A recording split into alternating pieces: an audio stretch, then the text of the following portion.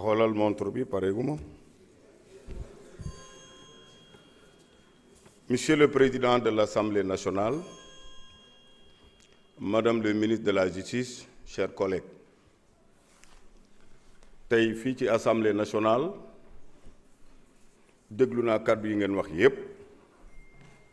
yow mi Madame le ministre bindi lettre adressé ko à l'Assemblée nationale ñu lever l'immunité parlementaire Mouhamadou Ngom di Farba ak yi ñu ci wax yépp te ngay jigéen am nga borom kër am nga doom am nga goro bu doon tey sama morom góor moo toogoon sa place bi nga nekk suñu toogee fii ci Assemblée nationale bi dina am lu bari lu ma wax ndax ku ma xool déglu naa ci say kàddu ci say conférence de presse ne feebaruma dara jotuma maa ngi sant yàlla je suis pas mourant deewaguma nag te loolu ci loxo yàlla la ne nit warul yéenee moromam jullit mu feebar. beneen bi ci topp yéen a ngi ci programme boo xam ne lever immunité pour mën a poursuivre yi am na ba pare looloo waral démb commission ad hoc am na lu ngeen ci wax mais dafa am lu ngeen ci war a leeral.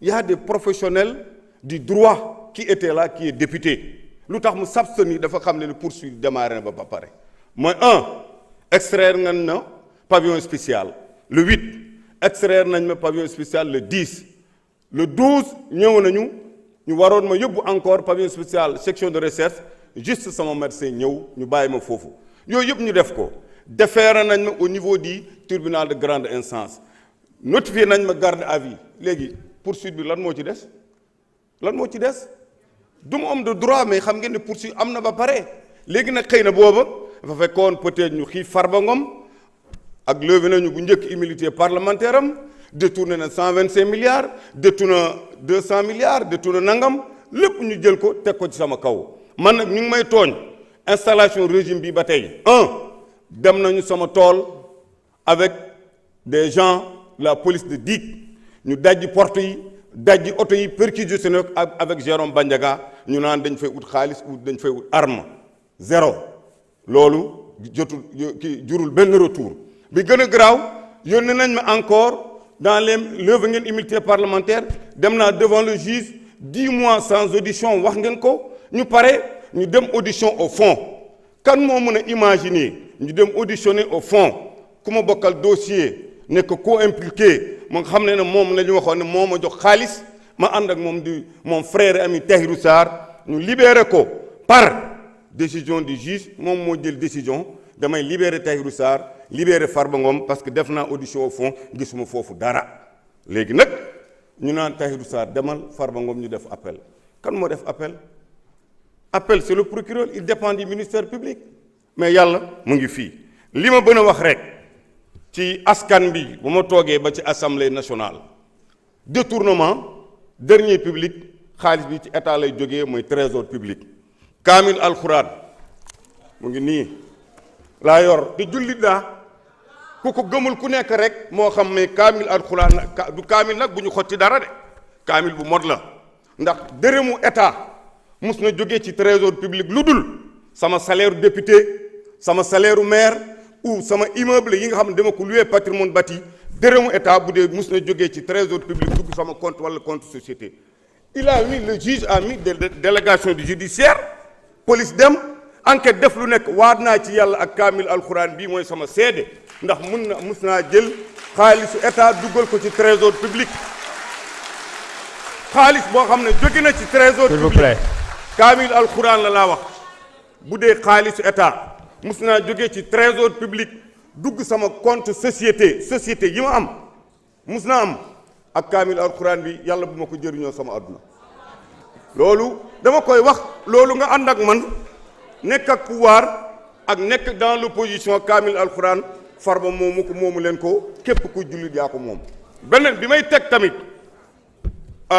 wax leen ne bandiraabe Allah jaaraama on jaaraama mais lépp loo xam ne tegoon nañ sama kaw dama ciy gërëm justice parce que am na loo xam ne justice liggéey na ko su du woon justice du ma mën a setal sama bopp ci wàllu adduna bi moo tax baal naa ñëpp ku ci topp ku ci waxoon ku ci defoon yëpp jéggal naa leen te yàlla tax te maa ngi ñaan ñëpp nañ leen jéggal te yàlla tax ndax addunaa demee noonu leneen li ci topp aussi bandiraaɓe haalpulaaren ngande Farba biyaɗo ko mawɗum mboɗo yetti Allah kono mbuɗu ngu laamu jeeyi trésor public kamil alquran mbanmi seede meeɗani naatde compte société mo joguimi ɗum woni ko jinnomi haalde Allah jarama on jarama.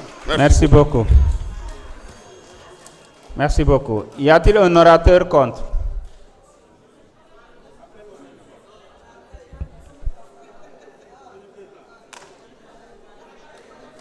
Un orateur contre? Oui, allez-y.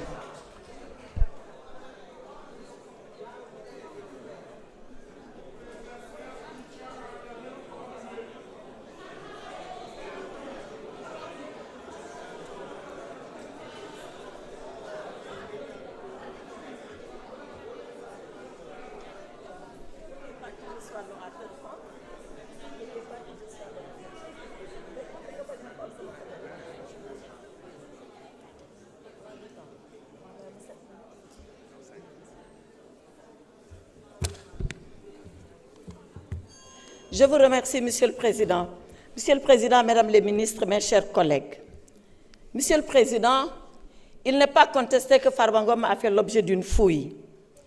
Il n'est pas contesté ici qu'il a été gardé à vue à la gendarmerie nationale. Le procès verbal de garde à vue est ici dans le dossier que vous avez. Il n'est pas contesté qu'après cette garde à vue, il a fait l'objet d'un déferment devant Monsieur le procureur de la République. Il n'est même pas contesté que c'est à la suite de ce déferment que Monsieur le procureur de la République s'est avisé en disant que son immunité parlementaire n'a pas été levée et qu'il fallait arrêter les poursuites et le retourner au pavillon spécial. Alors, si tous ces faits ne sont pas contestés, et ces faits ne peuvent pas être contestés parce qu'étant exactement la vérité et la vraie vérité, qu'est-ce qui est alors contesté? Ce qui est contesté, ce qui est contestable et ce qui est illégal, c'est la procédure qui a été engagée. Farba Ngom a fait l'objet d'une garde à vue. Je ne parle pas de ce qui lui a été reproché. Ce qui lui a été reproché, introduction d'objets prohibés, violation du secret de l'instruction, images contraires, diffusion d'images contraires aux bonnes mœurs, corruption, on y reviendra et les accusations vont s'effondrer comme châteaux de cartes ou alors comme des châteaux sur le sable. Parce que rien, absolument rien ne tient. Ce qui est par contre illégal, c'est d'avoir ouvert le téléphone de Farba Ngom sans sa présence, sans la présence de ses avocats. Ce qui est illégal, c'est de venir dire à l'opinion nationale et internationale qu'est-ce que nous avons trouvé dans les téléphones. Or, l'intimité des communications est garantie. Elle est garantie par l'article 13 de notre Constitution. Elle est garantie par le Code pénal. Elle est garantie par le Code des communications. Tout ça a été allègrement violé pour venir dire que Farba Ngom a commis des délits. Mais Farba Ngom se défendra comme il sait se défendre, comme il s'est lavé lorsqu'on l'a maintenu en détention et qu'il a prouvé par des contestations sérieuses. Mais pourquoi c'est les contestations sérieuses? On lui reproche 125 milliards. Pourtant, ils ont des cautions et des cautions de terrain et des cautions d'argent. Mais ce sont les contestations sérieuses qui ont été retenues contre lui. Monsieur le Président, mes chers collègues, cet après-midi, ce n'est pas Farba Ngom qui est à la barre. C'est l'Assemblée nationale qui est à la barre. Est-ce que nous allons accepter, nous, que notre immunité soit violée par des gendarmes dans le cadre d'une procédure d'enquête primaire sans que nous ne soyons là, sans que l'Assemblée nationale ne se prononce? Cette affaire ne concerne plus Farba Ngom, elle concerne nous, les députés que nous sommes, elle concerne notre Assemblée nationale, le règlement intérieur, Monsieur le Président. Si nous laissons cette affaire passer, déchirons le règlement intérieur. Déchirons-le. Il n'a pas de sens, il n'a pas de portée, il n'a aucune signification. Demain, vous les députés, vous serez poursuivis, arrêtés, et personne ne viendra demander la levée de votre immunité parlementaire. Voilà ce qui va se passer. Monsieur le Président, je voulais dire que dans la galaxie de la démocratie, l'Assemblée nationale est considérée comme le soleil. Mes chers collègues, refusez l'éclipse qui vous a été proposé. Refusez de courber l'échine parce que l'exécutif le demande. Refusez de violer votre propre règlement intérieur pour faire plaisir à...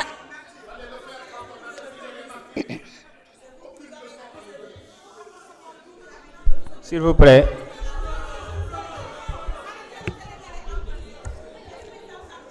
Monsieur le Président, Attendez, mes chers collègues, s'il vous plaît. S'il vous plaît, il reste moins de 2 minutes. Laissons-la terminer, s'il vous plaît. Monsieur le Président, Honorable, vous n'avez pas la parole. Vous n'avez pas la parole, honorable. Honorable, respectez le règlement intérieur. Vous n'avez pas la parole.